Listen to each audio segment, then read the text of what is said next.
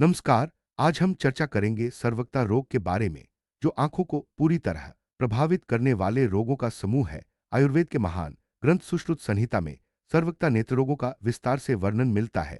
इन रोगों की पहचान, कारण, लक्षण और उपचार की विधि को समझना अत्यंत आवश्यक है, क्योंकि आंखों की सेहत हमारे जीवन की गुणवत्ता को सीधे प्रभावित करती है। इस वीडियो में सुश्रुत संहिता में सर्वकता नेत्र रोगों की श्रेणियां स्पष्ट रूप से दी गई हैं। इनमें अभिष्यंद, अधिमंत, वताज, पित्तज, रक्तज, श्लेष्माज और अन्य रोग शामिल हैं। सुश्रुत ने इन रोगों को उनके दोषों के अनुसार वर्गीकृत किया है, जिससे उपचार की दिशा तय होती है।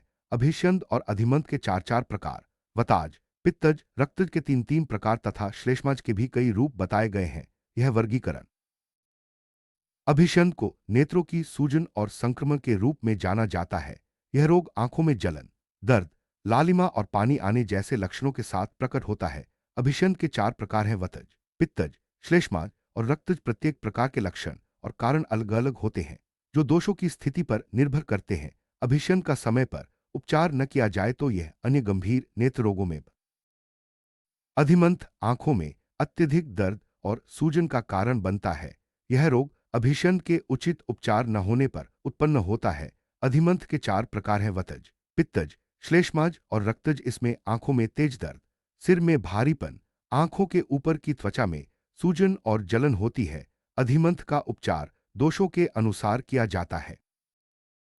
वतज अभिषंद में आंखों में चुभन, सुन्नता, झनझनाहट, जलन, रूखापन और ठंडे आंसू आते हैं। सिर में दर्द और आंखों में असहजता महसूस होती है। वायु दोष की वृद्धि के कारण यह रोग उत्पन्न होता है। वतज अभिषंद के उपचार में वायु दोष को शांत करने वाले उपाय अपनाए जाते हैं, जैसे तैलयुक्त औषधियां और स्निग्ध आहार।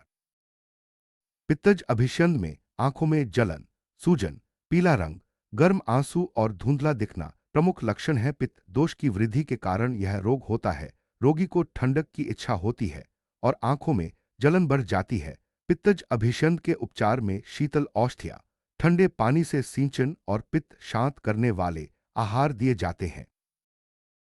श्लेष्माज अभिषंद में आंखों में भारीपन, खुजली, सूजन, अत्यधिक सफेदी और लगातार चिपचिपा पदार्थ निकलना देखा जाता है। कफ दोष की वृद्धि के कारण यह रोग उत्पन्न होता है। रोगी को गर्म चीजों के संपर्क की इच्छा होती है। श्लेष्माज अभिषंद के उपचार में कफ दोष को संतुलित करने वाले उपाय, जैसे गर्म औषधियां और हल्का आहार, अपनाए जाते हैं।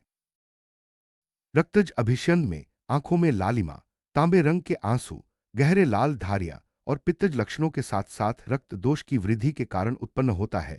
यह रोग गंभीर रूप ले सकता है और आंखों में तीव्र जलन, दर्द और सूजन का कारण बनता है। रक्तज अभिषंद के उपचार में रक्त दोष को शांत करने वाले उपाय, जैसे शीतल औषधियां और रक्तशोधन, अपनाए जाते हैं। अधिमंत का मुख्य कारण अभिषंद का उचित उपचार न होना है। जब अभिषंद के लक्षणों को नजरअंदाज किया जाता है तो यह रोग अधिमंत में बदल जाता है। अधिमंत में आंखों में अत्यधिक दर्द, सूजन और सिर में भारीपन महसूस होता है। दोषों के अनुसार अधिमंत के लक्षण अलग अलग होते हैं। वतज अधिमंत में आंखों में तेज दर्द, चुभन, सूजन और सिर के आधे हिस्से में मरोड़ और झनझनाहट होती है। आंखों में बादल जैसा दिखना और स्थानीय मांसपेशियों में सूजन महसूस होती है। वायु दोष की वृद्धि के कारण यह रोग उत्पन्न होता है। उपचार में वायु दोष को शांत करने वाले उपाय अपनाए जाते हैं। पित्तज अधिमंत में आंखों में जलन, सूजन, पसीना, पीला रंग, सिर में जलन और बेहोशी जैसे लक्षण होते हैं। आंखें जिगर के रंग की हो जाती हैं और अल्कली के संपर्क जैसी जलन महसूस होती है। पित्त दोष की वृद्धि के कारण यह रोग उत्पन्न होता है। उपचार में शीतल औषधियां और पित्त शांत करने वाले उपाय अपनाए जाते हैं। श्लेष्माज अधिमंत में आंखों में हल्की सूजन, खुजली, भारीपन, ठंडक और चिपचिपा पदार्थ का स्राव होता है। आंखों में सफेदी बढ़ जाती है और दृष्टि धुंधली हो जाती है। नाक के छिद्र फैल जाते हैं और सिर में दर्द होता है। कफ दोष की वृद्धि के कारण यह रोग उत्पन्न होता है। उपचार में कफ दोष को संतुलित करने वाले उपाय अपनाए जाते हैं। रक्तज अधिमंत में आंखों में तेज दर्द, रक्त मिश्रित स्राव, लालिमा और जलन होती है। आंखें बंदुजीवा फूल जैसी लाल दिखती हैं और छूने पर असहनीय दर्द होता है। दृष्टि में आग जैसी लपटें दिखाई देती हैं, आंखों के किनारे लाल हो जाते हैं और कॉर्निया रक्त में डूबा हुआ दिखता है। रक्त दोष की वृद्धि के कारण यह रोग उत्पन्न होता है।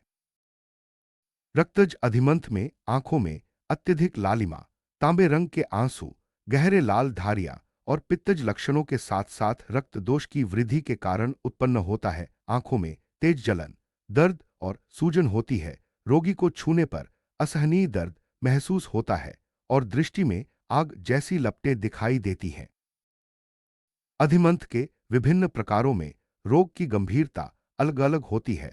श्लेष्माज अधिमंथ में 7 दिनों में दृष्टि दोष हो सकता है। रक्तज अधिमंथ में 5 दिनों में, वतज अधिमंथ में 6 दिनों में और पित्तज अधिमंथ में 3 दिनों में दृष्टि दोष या अंधता हो सकती है। गलत आहार, व्यवहार या चिकित्सा से रोग की स्थिति और गंभीर हो जाती है। सशोफाक्षिपाका में आंखों में खुजली, चिपचिपा पदार्थ, आंसू और लालिमा होती है। आंखें उरुम्बर फल जैसी लाल हो जाती हैं। आंखों में जलन, तांबे रंग, भारीपन, चुभन और झनझनाहट महसूस होती है। आंखों में सूजन और लगातार ठंडे या गर्म चिपचिपे स्राव होते हैं। अंत में आंखों में फोड़ा बन जाता है। अशोफाक्षिपाका में उपरोक्त सभी लक्षण होते हैं, लेकिन सूजन नहीं होती। आंखों में खुजली, चिपचिपा पदार्थ, आंसू, लालिमा, जलन, तांबे रंग, भारीपन, चुभन और झनझनाहट महसूस होती है। आंखों में लगातार ठंडे या गर्म चिपचिपे स्राव होते हैं। हटाधिमंथ वह रोग है जिसमें आंखों की दृष्टि पूरी तरह चली जाती है। यह रोग तब उत्पन्न होता है जब वायु दोष ऑप्टिक नर्व में फंस जाता है। आंखों, भौहों या पलकों में कभी कभी दर्द, कभी कभी झनझनाहट महसूस होती है। यह रोग अत्यंत गंभीर और असाध्य माना जाता है। वातप्राय में आंखों, भौहों या पलकों में कभी कभी दर्द, कभी कभी झनझनाहट महसूस होती है। वायु दोष के प्रवाह के कारण यह दर्द स्थान बदलता रहता है। यह रोग आंखों के आसपास की नसों में वायु दोष के फंसने से उत्पन्न होता है। शुष्काक्षिपाका में पलकों का सूखना, कठोरता, हमेशा बंद रहना, धुंधला दिखना और पलकों को खोलने में अत्यधिक दर्द होता है। वायु दोष की वृद्धि के कारण यह रोग उत्पन्न होता है। उपचार में स्निग्ध औषधियां और तैलयुक्त उपाय अपनाए जाते हैं। अन्यतोवात में आंखों या भौहों में अत्यधिक दर्द होता है जो सिर, कान, गाल, गर्दन या अन्य स्थानों तक फैल जाता है। वायु दोष के फंसने से यह दर्द उत्पन्न होता है। उपचार में वायु दोष को शांत करने वाले उपाय अपनाए जाते हैं। अमलध्यूषित दृष्टि में आंखों में सूजन, नीला लाल रंग और भोजन में अधिक अम्लता के कारण उत्पन्न होती है। आंखों में जलन, दर्द और रंग परिवर्तन होता है। उपचार में अम्लता कम करने वाले उपाय अपनाए जाते हैं। सिरोत्पात में आंखों की नसें तांबे रंग की हो जाती हैं और बार बार रंग बदलती हैं, दर्द हो या ना हो। आंखों में रंग परिवर्तन और नसों में विकृति होती है। सिरोत्पात का उपचार दोषों के अनुसार किया जाता है। सिरहर्ष में आंखों से पारदर्शी और तांबे रंग के स्राव निकलते हैं। यह रोग समय पर उपचार न होने पर दृष्टि दोष या अंधता का कारण बनता है। सिरहर्ष का उपचार दोषों के अनुसार किया जाता है। सुश्रुत संहिता में सर्वज्ञता नेत्ररोगों की कुल 17 श्रेणियां बताई गई हैं। इनमें अभिष्यंद, अधिमंत, वताज, पित्तज, रक्तज, श्लेष्माज, हताधिमंत, वातप्राय, शुष्काक्षिपाका, अन्यतोवात, अमलध्यूषित दृष्टि, सिरोत्पात, सिरहर्ष, सशोफाक्षिपाका, अशोफाक्षिपाका आदि शामिल हैं।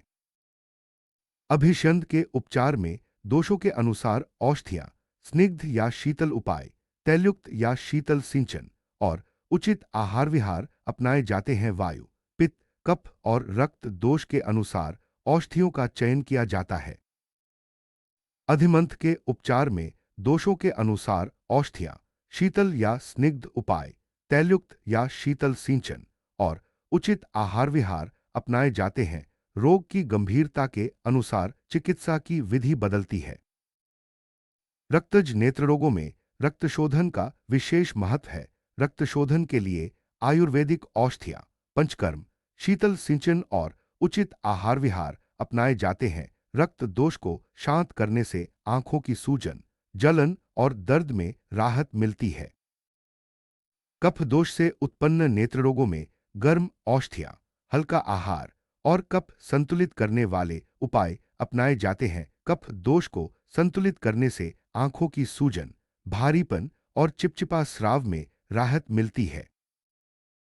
पित्त दोष से उत्पन्न नेत्र रोगों में शीतल औषधियां, ठंडा पानी और पित्त शांत करने वाले आहार अपनाए जाते हैं। पित्त दोष को संतुलित करने से आंखों की जलन, सूजन और पीला रंग में राहत मिलती है।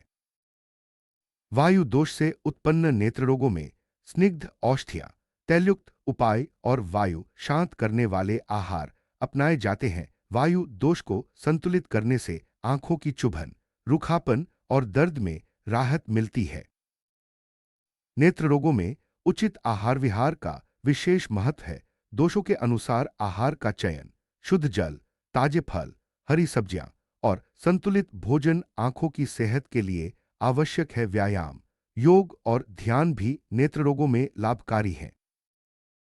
नेत्र रोगों की रोकथाम के लिए आंखों की सफाई, उचित आहार, नियमित व्यायाम, तनाव मुक्त जीवन और दोषों के अनुसार जीवन शैली अपनाना आवश्यक है। आंखों की सुरक्षा के लिए धूल, प्रदूषण और तेज रोशनी से बचाव जरूरी है। आयुर्वेद में नेत्र रोगों का उपचार दोषों के संतुलन पर आधारित है। औषधियां, पंचकर्म, आहार विहार और योग के माध्यम से रोगों का निदान किया जाता है। आयुर्वेदिक दृष्टिकोण में रोग की प्रकृति, कारण और लक्षणों का विश्लेषण कर उपचार तय किया जाता है। सर्वथा नेत्र रोगों की जटिलताएं गंभीर हो सकती हैं। समय पर उपचार न होने पर दृष्टि दोष, अंधता, सूजन, दर्द और अन्य जटिलताएं उत्पन्न हो सकती हैं। रोग की गंभीरता के अनुसार उपचार और रोकथाम आवश्यक है। नेत्र रोगों की पहचान के लिए लक्षणों का विश्लेषण, दोषों की स्थिति, आंखों की रंग, सूजन, दर्द, स्राव और अन्य संकेतों का निरीक्षण आवश्यक है। सही पहचान से उपचार की दिशा तय होती है। नेत्र रोगों का निदान दोषों की स्थिति, लक्षणों, रोग की प्रकृति और रोगी के इतिहास के आधार पर किया जाता है। आयुर्वेदिक चिकित्सक रोग की गहराई में जाकर निदान करते हैं। नेत्र रोगों का उपचार दोषों के अनुसार औषधियां, पंचकर्म, आहार विहार, योग और ध्यान के माध्यम से किया जाता है। समय पर उपचार से रोग की गंभीरता कम होती है और आंखों की सेहत बनी रहती है। आंखों की सुरक्षा के लिए धूल, प्रदूषण, तेज रोशनी और रसायनों से बचाव आवश्यक है। आंखों की सफाई, उचित आहार, नियमित व्यायाम और तनाव मुक्त जीवन आंखों की सेहत के लिए जरूरी है। योग और ध्यान नेत्र रोगों में लाभकारी है। नेत्र व्यायाम, प्राणायाम और ध्यान से आंखों की सेहत सुधरती है।